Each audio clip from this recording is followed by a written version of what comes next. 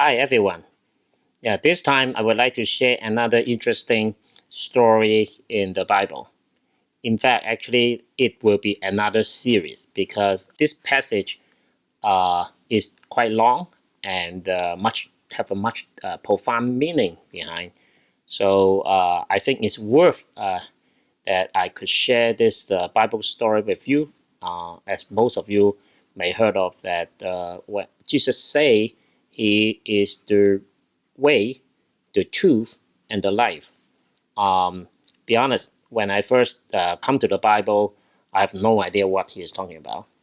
And also, this story is quite signature about how a person come to Christ, become a believer. Just like in my case, I also going through a similar story like the one that documented in this Bible. So that's why I think it's worth the time to share that with everyone. If you're interested how a person become a Christian or the person of faith, particularly on the Bible, that this would be the good one to share. All right. Yeah, this story is documented in the John chapter 4 from verse 1 to 42. It is documented about one woman conversion.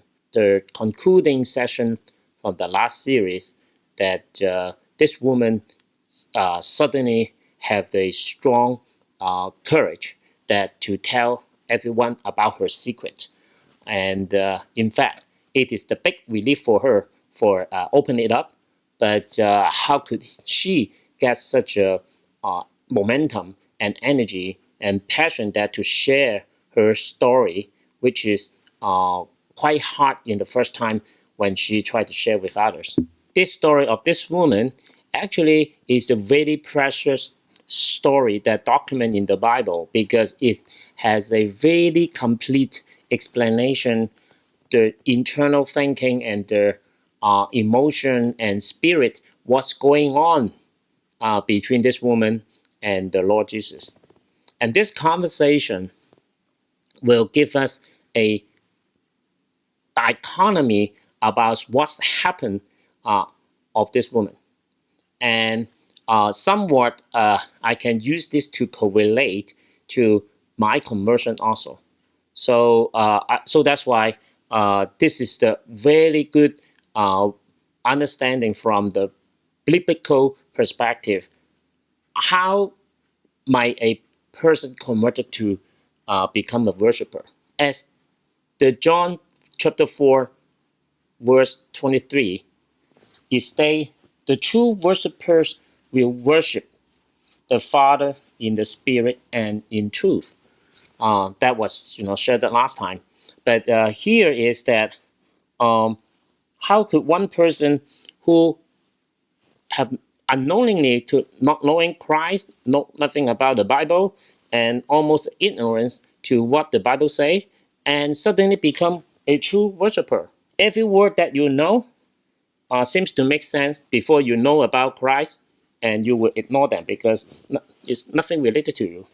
Before you develop your faith with God and in the Bible, and what is saying here is that the true worshippers will worship the Father in the Spirit and the truth. Basically, is meaningless to you. But how would this process and something happen, and suddenly you will have the wisdom to understand what that really means? This is the journey that it would lead you into, this is why the people think this way. Okay, so you will also understand how the people in faith that why they believe in the Bible. All right, so this story because has the 42 verse, so I'm not going to read it to you, but I will just give you some background and the simple story structure about John chapter 4 verse 1 to 42. Now, feel free to go online or find your own Bible and read it yourself. But here I give you some idea about what this story all about. All right. So the first part of this is that John, okay, because the person who wrote this story down is the John the disciple. And he basically gives the reason of that trip, why Jesus need to go through the Samaritan. So for those who may not aware this particular background, that's good because John, the Gospel, somehow explain and give you the historical background and the location and time about what's happened in this particular incident. So John is seems to telling this story to someone who have no background about the story. So you will have the equal footing like other people, like in the past or in now, that who has no idea what the Samaritan really is. All right, and then the next is that Jesus come to this location. Okay, actually it's a well in Samaritan, and the woman will come out to draw the water from the well. All right, the time that she took to draw the water is the middle of the day, which is really hot. Which then you will wonder why a woman will draw the water at this time. She can choose to draw the water in the morning or in the dusk, but why is she drawing the water in the really hot day, in the middle of the day? And somehow Jesus chose to sitting next to the well. Well, there's something's going on, right? In this situation, Jesus and this woman have a really interesting conversation. So this is the major part of this text. And then so happened when Jesus talking to this woman, all his disciples left to get food from the town. So it is only a private time between this woman and Jesus. After this woman talked to Jesus, somehow this woman suddenly seems to awake, and then suddenly put down everything she has and run back to the town and tell everyone about her secret. And before she was hiding it up, but now suddenly she has the reason and a joy to share everything she hid before. And that's there's something about the power behind this conversion. All right. And the last part of this passage, especially John put down that the conversation between the woman and the townsman that about them. This is the rough summary of this story. And in the next few sessions, we will go deeper into each part of this. All right. This story documents clearly, besides what they talk and also what the woman think, okay, inside her heart. This story illustrates important psychological changes in her heart. All right, similar to my case, that she first aware of her own problem, and then she confessed, and now she realized that she need to return, and also being forgiven, and also she reborn, and start to learn what this is all about, and also leads the other people to Christ. And this is a big interaction inside her heart. And also John especially want to illustrate even more profound about what's going on in the woman's heart, is that Jesus is the way, is the truth, and is the life. And in this whole story, we will be able to see this 7 transition, and at the same time, we also give you some light about why Jesus said he is the way, the truth, and the life. It's a precious story to illustrate how a person become person of faith. All right. So just like in my case, what is aware is that before I thought God is the man-made concept, and half of my life is just think that the people faking this concept up. All right. So I'm basically ignore, okay, completely, without thinking about God is not a man-made. All right. And somehow one day, I don't know, it's a long story, but just give you an idea that when I'm aware that, okay, if I'm making an assumption that if God is not man-made, then what happened? And based on that, then I start to think differently and then start to see more about myself. Before, because I always taking the position that God is man-made, so I never think of something that could have been man-made. So it's an interesting concept. So okay, so I'm an engineer and scientist. So let me think that if God is not man-made, then what will happen? As I said, now I start to use the different perspective to see my life. Then one thing I discovered that I didn't see before.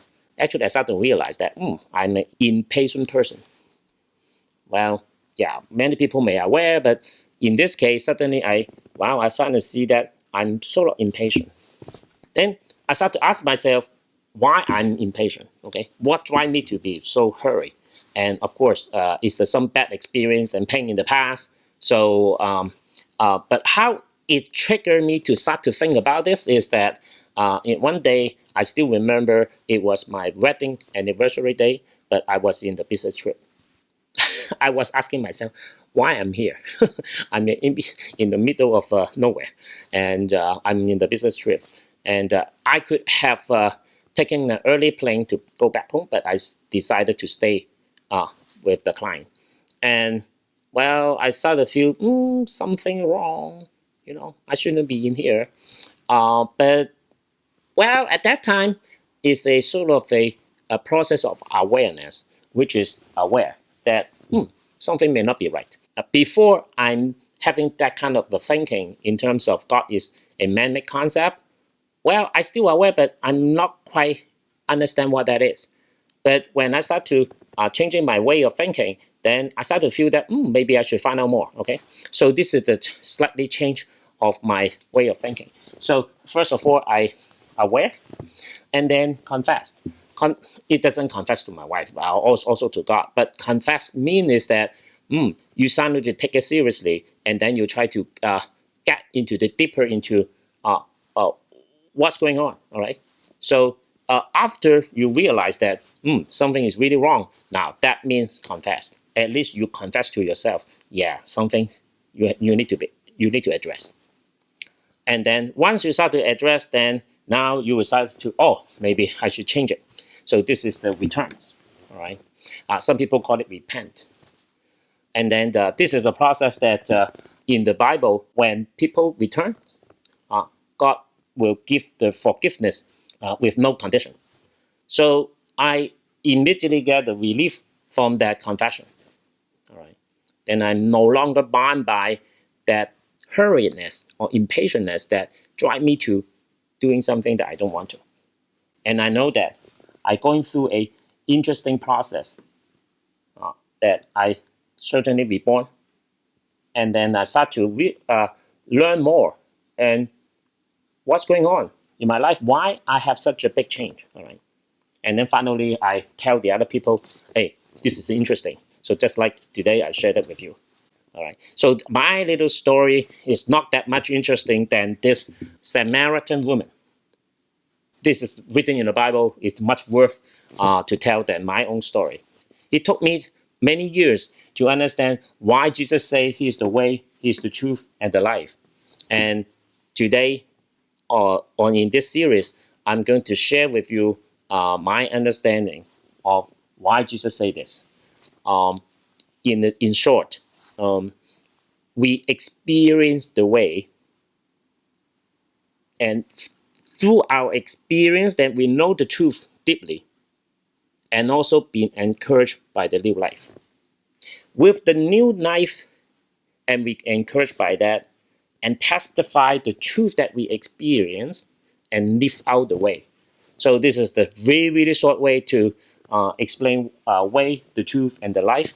And in the Bible, particularly in the Samaritan woman, she illustrated completely with all this concept together.